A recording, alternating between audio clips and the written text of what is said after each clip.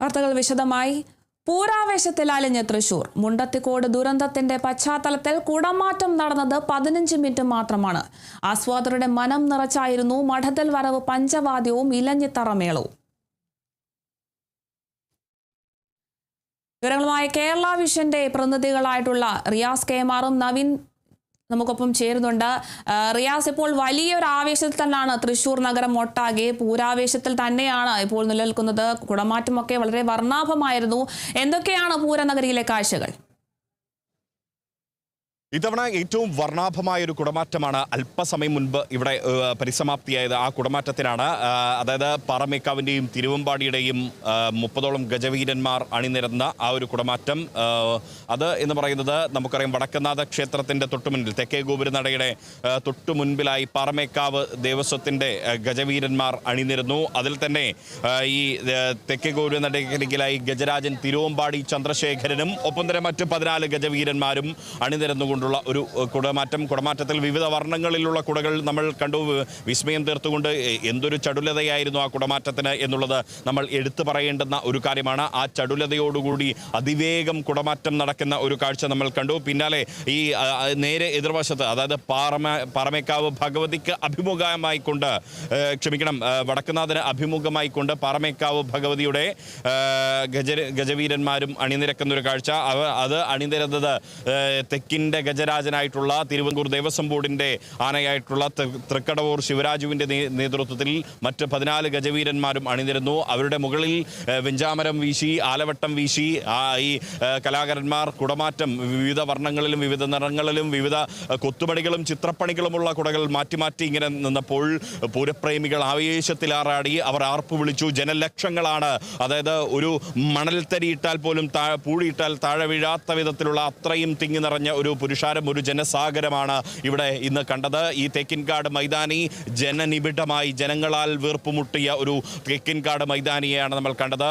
അങ്ങനെ ഒരു വലിയൊരു ചടങ്ങാണ് നടന്നത്. അതിന് മുന്നോടിയായിട്ട് ഈ വടക്കുനാഥ ക്ഷേത്ര സന്നിധിയിൽ ഇലഞ്ഞിത്തറയുടെ അരികിലായി ഇലഞ്ഞിത്തറ മേളം നടക്കുന്നു. ഇലഞ്ഞിത്തറ മേളത്തിൽ 250-ലേറെയുള്ള കലാകാരന്മാർ, വാദ്യമേള കലാകാരന്മാർ, 300ഓളം വരുന്ന വാദ്യമേള കലാകാരന്മാർ, അവരുടെ പാണ്ടിമേളം, അത് ഇലഞ്ഞിത്തറ മേളം അതിഗംഭീരമായി ആവേശപ്പെരുക്കം തീർത്ത ഒരു കാഴ്ചയും നമ്മൾ കണ്ടിരുന്നു. മാത്രമല്ല, എടുത്തു പറയേണ്ടത് മുണ്ടത്തിക്കോട് ദുരന്തത്തിന്റെ പശ്ചാത്തലത്തിലാണ് ഇത്തവണത്തെ ഈ ഒരു തൃശ്ശൂർ പൂരം അരങ്ങേറുന്നത്. അതുകൊണ്ട് തന്നെ അതായത് ഏറ്റവും ഈ ആചാരങ്ങളും അനുഷ്ഠാനങ്ങളും മാത്രം നിലനിർത്തിയുള്ള ഒരു ചടങ്ങുകളാണ് നടന്നത്. അതുകൊണ്ട് തന്നെ ഇത്തവണ ഈ കുടമാറ്റത്തിന്റെ സമയം 15 മിനിറ്റായി ചുരുക്കിയിരുന്നു.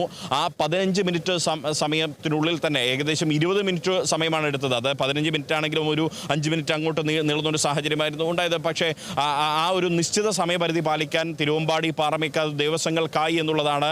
20 മിനിറ്റിലേക്ക് പ്രവേശിച്ചപ്പോൾ പാറമേക്കാവ് ഭാഗത്ത് നിന്ന് ഒരു സിഗ്നൽ, അവർ തോർത്ത് വീശി ഞങ്ങൾ നിർത്തുകയാണെന്ന സൂചന നൽകി. പിന്നാലെ തിരുവമ്പാടി അവരുടെ മേളവും അവസാനിപ്പിച്ചു. അങ്ങനെ ഈ വർഷത്തെ കുടമാറ്റം, അതായത് മാലോകർക്ക് വേണ്ടിയുള്ള പൂരം, ഈ ഒരു പൂരം എന്ന് പറയുന്നത് ഇന്നത്തെ പൂരം മാലോകർക്ക് വേണ്ടിയുള്ളതാണ്. നാളെയാണ് തൃശ്ശൂർക്കാരുടെ പൂരം, അതാണ് പകൽപൂരം. ഇനി രാത്രിപൂരമുണ്ട്.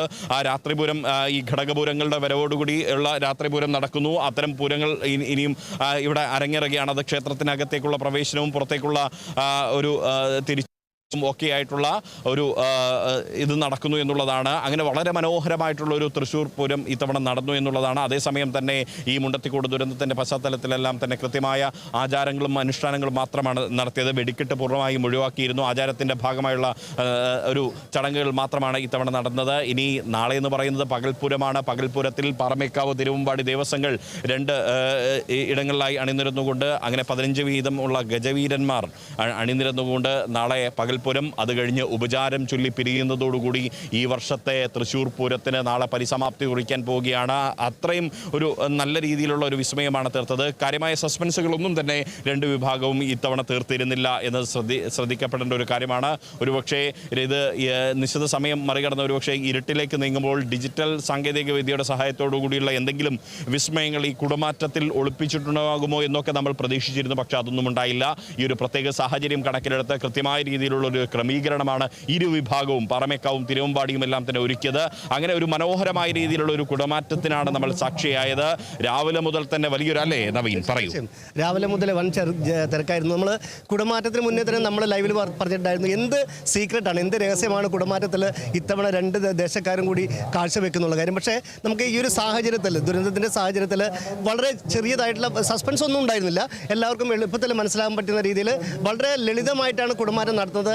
വെഞ്ചാമരവും ആലവട്ടവും ഒക്കെ വളരെ ഒരു താളത്തോടു കൂടി രണ്ടോ മൂന്നോ തവണയൊക്കെ വെഞ്ചാമരവും ആലവട്ടവും ഒരുമിച്ച് വീശിക്കൊണ്ടാണ് മറ്റൊരു കുട വന്ന് വീഴുന്നത്. എന്നിരുന്നാലും ആ കുടയൊക്കെ അനായാസം കൈകാര്യം ചെയ്യാനുള്ളൊരു വൈദഗ്ധ്യം അവർക്കുണ്ട് എന്നുള്ളതാണ് ഏറ്റവും പ്രധാനപ്പെട്ട കാര്യം. പിന്നെ നാളെ നമ്മളെ ഉപചാരം ചൊല്ലി പിരിയാന്ന് പറയുന്നു, അതായത് പകൽപ്പൂരം എന്ന് പറയുന്നത്. ഈ പകൽപ്പൂരത്തിൻ്റെ ഏറ്റവും വലിയ സവിശേഷത എന്ന് പറഞ്ഞാൽ ഇന്നത്തെ ഈ പൂരത്തേക്കാൾ കൂടുതൽ തൃശ്ശൂർക്കാർ കുടുംബസമേതം, അതായത് മക്കളും മരുമക്കളും അച്ഛനും അമ്മയൊക്കെ ചേർന്നിട്ട് കുടുംബസമേതം തൃശ്ശൂർക്കാർ വരുന്നത് നാളെ പകൽപ്പൂരത്തിനാണ്. കാരണം പ്രത്യേകിച്ച് ഇന്ന് ഈ ഒരു പൂരം കാണാൻ വേണ്ടിയിട്ട് പല ദേശത്തായിട്ട് അവരുടെ ബന്ധുക്കളൊക്കെ വന്നിട്ടുണ്ടാവും.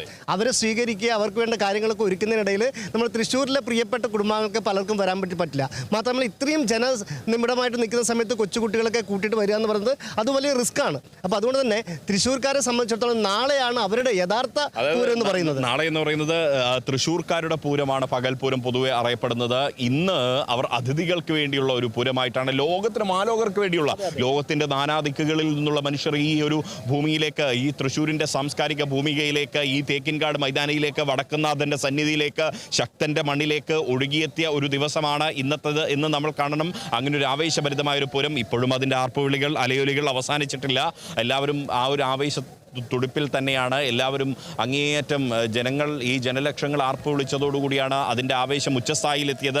രാവിലെ നമ്മൾ കണ്ടിരുന്നു ഈ ചെമ്പുക്കാവ് ഭഗവതിയുടെ തിടമ്പേറ്റി തെച്ചിക്കോട്ടുകാവ് രാമചന്ദ്രൻ എന്ന ഗജകേസരിയിലെ ഗജരാജകേസരി, അതെ രാജകേസരി, ഏകഛത്രാധിപതി എന്നറിയപ്പെടുന്ന ഈ തെച്ചിക്കോട്ടുകാവ് രാമചന്ദ്രൻ ഇങ്ങനെ ഈ വടക്കുന്നാഥ ക്ഷേത്രത്തിൻ്റെ തെക്കേ ഗോപുരം നടയുടെ ആ ഒരു കവാടം കടന്ന് മുന്നോട്ട് വരുന്ന സമയത്ത് കേട്ട ആർപ്പുവിളി, ആ രാമനെ കാണാൻ തടിച്ചുകൂടിയ ജനങ്ങൾ, അതിൽ പിഞ്ച് കുഞ്ഞു മുതൽ, കൈക്കുഞ്ഞു മുതൽ, അതായത് സംസാരിക്കാൻ കഴിയുന്ന കൈക്കുഞ്ഞു മുതൽ രാമ രാമ രാമ എന്ന് വിളിച്ചുകൊണ്ട്, രാമ രാമ രാമ എന്ന് വിളിച്ചുകൊണ്ടുള്ള അവരുടെ ആ ഒരു കാഴ്ച ഭംഗി, അതായത് ആനപ്രേമികളായിട്ടുള്ള മനുഷ്യർ എത്രമാത്രം തെച്ചിക്കോട്ടുകാവ് രാമചന്ദ്രനെ അല്ലെങ്കിൽ മറ്റ് ആനകളെയൊക്കെ എത്രമാത്രം ഇഷ്ടപ്പെടുന്നുണ്ട് എന്നുള്ളത് നമ്മൾ കണ്ട കാഴ്ചയാണ്. അങ്ങനെ ആ ഒരു ഏറ്റവും മനോഹരമായൊരു കാഴ്ച, ഒരുപക്ഷെ ഈ പൂരത്തിൻ്റെ ആവേശം ഏറ്റവും ഉച്ചസ്ഥായിയിൽ എത്തിച്ചത് ആ ഒരു ഉച്ചയോടുകൂടി നടന്ന ഒരു ഇത് തന്നെയായിരിക്കും.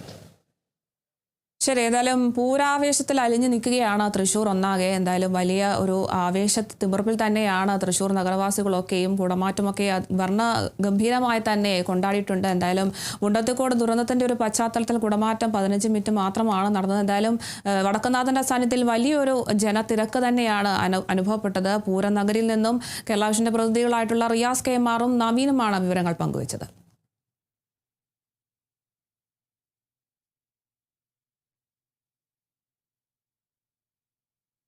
ഇടവേളയ്ക്ക് ശേഷം തിരികെ എത്താം.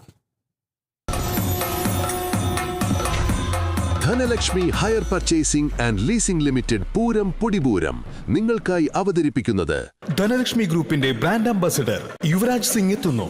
മെയ് 8-ാം തീയതി ധനലക്ഷ്മി ഭവൻ, മരത്താക്കര, തൃശൂർ. Powered by